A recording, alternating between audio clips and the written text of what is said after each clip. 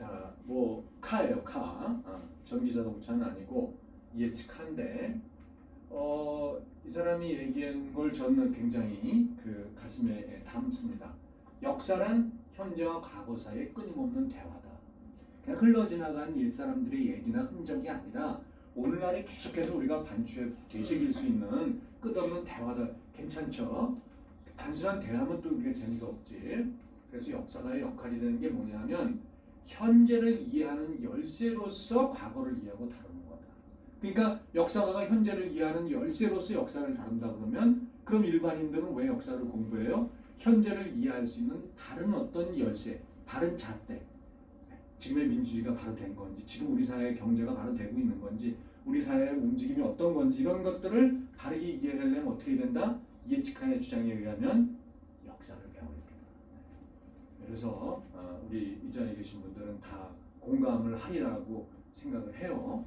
저는 아주 이 멘트에 꽂혔어요. 그래서 저 이후로 아주 계속해서 더 열심히 역사 공부도 하고 나름 이렇게 하고 있는 건데, 자, 그럼 민주주의라고 하는 것이 언제부터 우리가 있었을까? 우리 동양의 우리 뭐 5천년 역사라 그러지만 우리 역사나 중국 역사나 여기서 과연 민주주의적인 전통, 물론 부분 들어가면 백성을 존중하고 백성의 어떤 의견이나 이런 것들을 존중하고 그걸 수렴하려고 그러고 이런 것들이 있지만 시스템으로서 어떤 민간인이 이 정치나 이런 데 참여할 수 있는 길이 있었던 거는 그런 건 아니었기 때문에 제도로서의 민주주의는 우리가 결국 서양에서 배워야 되는데, 길가메시 서사시에 대한 얘기 우리 김 지점장님 들어보셨죠? 길가메시 처음 들어봤습니다. 길 가다가 메시를 갑자기 격이 떨어지게 길 가다가 메시를 만났다. 대단한 거예요. 정말 아재 개그에 되게 영심을 알아가지고 그 길가메시 서사시. 그러면 이제 이게 하면 BC 25세기니까 우리 단군 할아버지가 BC 24세기니까 대략 그냥 우리의 역사로 치면은 단군 할아버지 좀 비슷하겠구나 이렇게 보면 되는 거예요. 그래서 메소포타미아, 수메르 메소포타미아니까 메소포타미아에서 그 있었던 서사시로구나. 그래서 요거를 BC 18세기에 바빌로니아의 아카더 그러면은 저런 거 다 잊어버려도 되는데 우리 꼭 알고 있는 법 하나 있죠. 고대 법 그러면 눈에는 눈. 하무라비 법전. 하무라비 법전이 만들어진 게 BC 18세기고 그 하무라비 법전의 언어가 바빌로니아의 아카드어이기 때문에 하무라비 법전의 언어 그 문자 이렇게 생각하면 되는 거예요. 이 무렵에 이제 길가메시 서사시라고 하는 그 서사시가 등장을 해서 그렇게 해서 이제 물론 그 이전부터 시작됐지만 오늘날에 남아있는 문서 쐐기 문자 점토판으로 볼 때는 이때부터는 이제 나오는 거예요. 그러니까는 굉장히 오래된 거죠, 그죠? 여기가 이제 오늘날 우리가 문학을 공부하거나 할 때 학창 시대에 많이 배웠던 이 트로이 전쟁 이야기를 다루는 일리아드라든가 또는 트로이 전쟁의 장군이던 오디세우스의 어떤 모험을 담은 오디세이아, 그 다음에 로마의 어떤 시조라고 불거러지는 아에니아스, 트로이 전쟁에서 패해가지고 라티움 지방, 그러니까 오늘날 이탈리아 반도로 왔던 아에니아스의 모험기인 아에네이드, 그다음에 영국의 전설 아더왕 이야기, 독일의 니벨룽겐의 이야기, 이런 것들이 전부 영웅의 모험 대서사시인데 민족 시조의 서사시란 말이에요. 그런 민족 서사시의 원형이 바로 길가메시 서사시 되는 게 메소포타미아에서부터. 그러니까 그래서 우리가 여기서 감을 좀 잡는 거죠. 서양 문명의 원형이라고 하는 것이 결국은 그리스 로마를 훨씬 벗어나서 메소포타미아에서부터 뿌리를 대나 보다. 이 정도 우리가 이제 눈치를 채면서 이때에 길가메시 서사시에 뭔 얘기가 나오냐면은 원로원이 왕인 길가메시가 이제 우룩이라는 도시국가의 왕이에요. 그 길가메시 왕이 모험을 펼치는 얘기가 길가메시 서사시인데, 이때 모험을 떠날 때 길가메시가 떠날 때 원로원이 충고를 했다 이렇게 나와요. 그러니까 당시 뭐예요? BC 25세기 메소포타미아 수메르 사회에 왕이라고 하는 권력자가 있었지만 거기에 자문 역할을 해주는 의회 비슷한 원로원이 있었다. 이런 걸 우리가 벌써 알고 있는 거죠. 그러니까 우리 역사를 쉽게 생각하면 신라 역사에서 화백제도 비슷하고 이렇게 좀 생각하면 좀 쉽게 개념이 올 수가 있어요. 그러니까 신라의 왕이 있지만 왕에게 뭔가 자문을 해주는 그러한 화백회의라는 게 있었잖아요. 그러니까 그런 식의, 그러니까 이 아주 오랜 BC 25세기, BC 30세기부터 메소포타미아에서 왕 밑에 뭔가 자문 역할을 해주는 원로원이라고 하는 그런 기능이 있었다. 그러니까 인류 문명사의 시발점인 메소포타미아에서부터 도시 국가가 출발하면서 의회라고 하는 그런 것들이 여기 있었다라는 걸 이제 우리가 감을 잡고, 요거 이제 도자기예요. 도자기. 예. 무슨 도자기? 황상무님.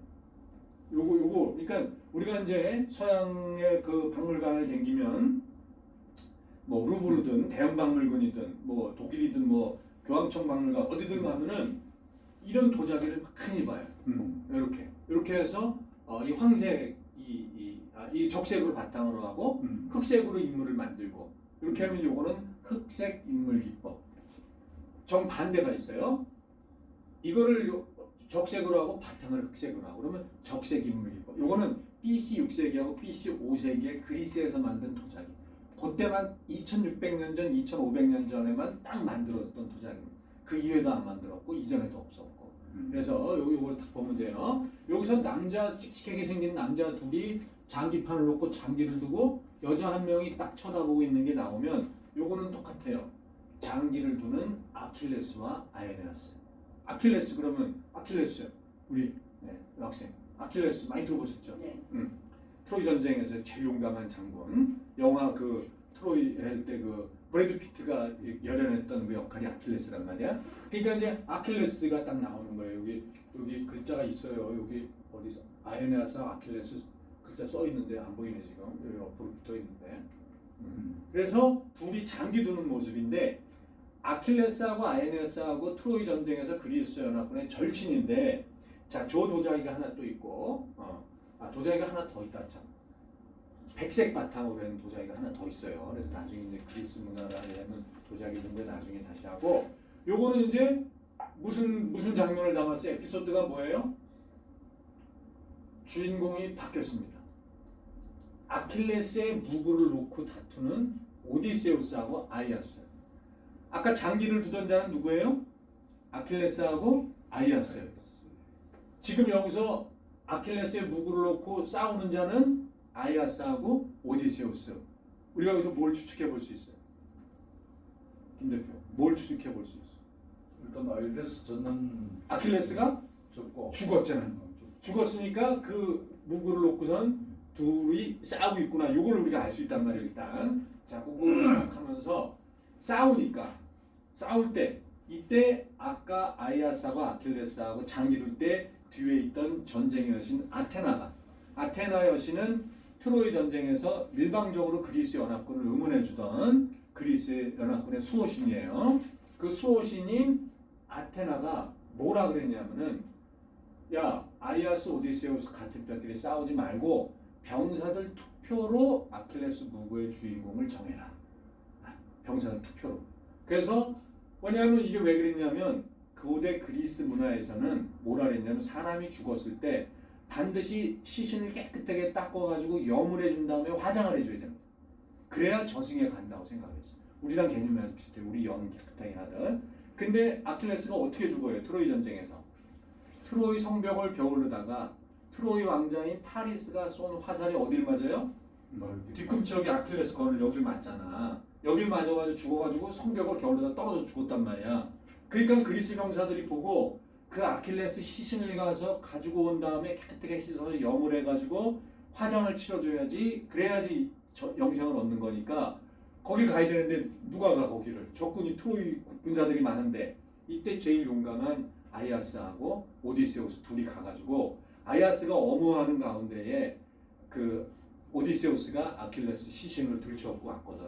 그러니까 둘이 서로 그 아킬레스의 무구를 갖겠다. 왜냐면 아킬레스의 무구는 신이 만들어준 무구이기 때문에 아주 그건 뭐 최고의 그 방패하고 최고의 창이거든. 그걸 서로 가지려고 하니까 그거를 이제 아테나 여신이 병사를 투표로 결정해라. 그래서 누가 이겼어요? 병사들이 조약벌. 이건 요즘 우리 투표고 4.15 총선 때 하는 거고, 당시에는 뭘로 했어? 조약단을 놓고 했는데, 이때 조약들이 누가 이겼어요? 오디세우스가 이긴 거예요. 그렇게 해서 이것이 우리 인류 역사에서 일반인들의 투표로 다수의 결정에 의해서 뭔가를 이렇게 내린 다수의 선택에 의해서 결정이 내려진 효시입니다. 민주적 의사결정 효시가 바로 이거예요. 동양에는 뭐 그런 거 없고 서양 역사에서는 바로 여기 일리아드에 나오는 오디세우스와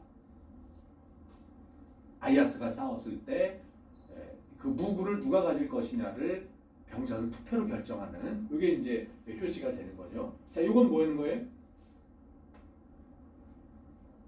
김지현장, 이거 뭐 하는 거예요? 자, 이건 이제 아킬레스의 무구예요. 그지? 네, 다 있지. 요거 뭐 하는 거예요? 책이나 응? 살려? 아주 굉장히 유명한 에피소드. 서양의 박물과 그리스 도자기를 보면 이거를 묘사한 그들이 아주 꽤 나와요. 에피소드가. 응? 굉장히 좀 공을 흉측하지. 자기가 흉측하지. 이게 누구예요? 자결하는 아이아스. 그러니까 아이아스가 자기가 패했잖아. 패니까 이거는 내가 선택을 못 받은 거다.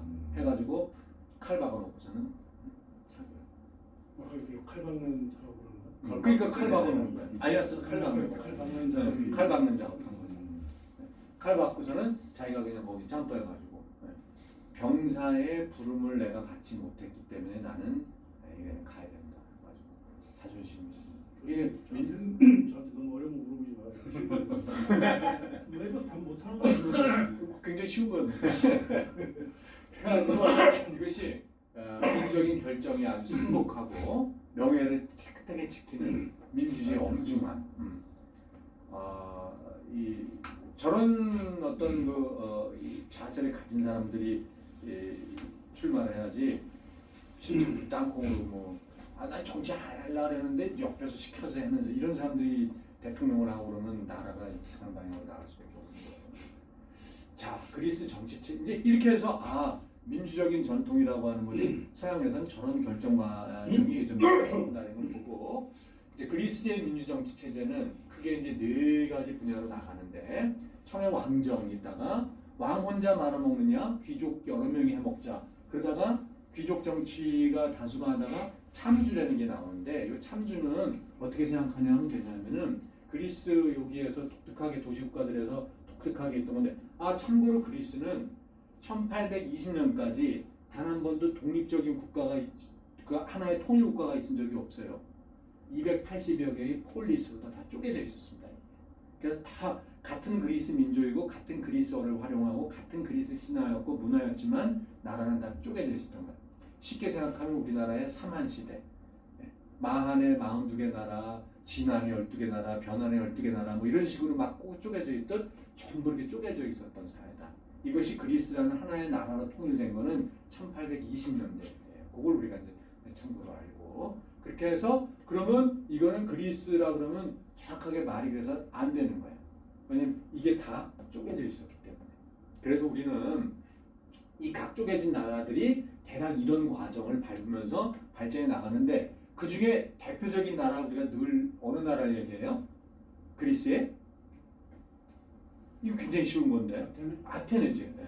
이런 거 물어봐도 되죠. 네, 이런 거. 그래서 아테네 280여 개의 폴리스 가운데 아테네가 된 이유가 전형적으로 아테네가 민주정치를 그렇게 발달시키고 오늘날 우리 사회의 어떤 민주주의의 뿌리를 이루는 원형을 이루는 것들을 많이 했기 때문에 우리가 그냥 그리스 고대 민주정치사 그러면은 다른 말로 아테네 민주정치 발달사라고 얘기해도 되는 거예요. 그러니까 쉽게 얘기해서 우리가 알렉산더의 마케도니아 같은 나라는 전혀 민주주의를 가본 적이 없지. 그건 끝까지 멸망할 때까지 그냥 왕정제였고 그다음에 다른 또 민주주의 갔던 폴리스도 있고 어정쩡하게 참주 정치가 지속된 데도 있고 그런데 이제 참주하고 그러면 참주 정치하고 일반 독재 왕정하고 어떻게 차이가 있느냐 요걸 물어보면 이제 집에 간다 그럴 테니까 그러니까 왕정은 그 세습을 하거나 자기가 자기 힘으로 쿠데타를 하거나 뭐 혁명을 하거나 해가지고 왕이 되는 거고 참주는 같은 독재자는 독재자인데 처음에 시작할 때는 주민들의 뭐로 자발적인 지지에 의해서 된 다음에 그 다음에 독재자가 된 히틀러 같은 사람. 히틀러가 쿠데타로 됐나요? 그게 아니지. 히틀러는 국민 투표로다가 올라간 뒤에 그 다음에 자기가 이제 법을 바꿔가면서 독재자가 되는 그런 거를 참조하는 거예요. 그렇게 그냥 정확한 건 아닌데 그렇게 구분하면 쉽습니다. 그래 이제 그리스 정치사를 아테네 정치사 이해할 때 참조해가 나오기 때문에 이걸 봐야 되는 거고 이게 이제 참고로 여기 나오는 사진은 전부 내가 찍은 사진이에요. 자료 사진은 하나도 없습니다. 자료 사진이 부득이 자료 사진 있을 경우에 이제 자료 사진이라 그랬는데 거의 없어요. 뭐 인물 사진 이런 거 빼고는 우리가 아테네를 나중에 탐방을 가게 되면 아테네 시내에서 보는 딱 2개 신전이 남아 있어요. 지금부터 2,500년 전에 지은. 그래서 432년에 BC 432년에 좀 이따 다시 나오겠습니다만 페르시아 전쟁에서 승리하고 그 기념으로 지은 그리스를 문화를 상징할 때 역사적으로 상징할 때 나오는 파르테논 신전. 근데 많이 무너졌어 이렇게.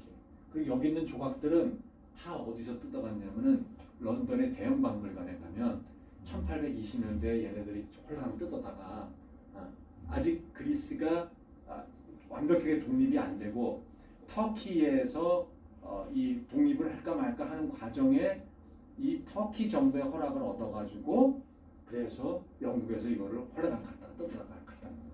그러니까 요즘 이 그리스는 돌려달라고 막 그러지. 여기 붙였던 조각을 싸그리.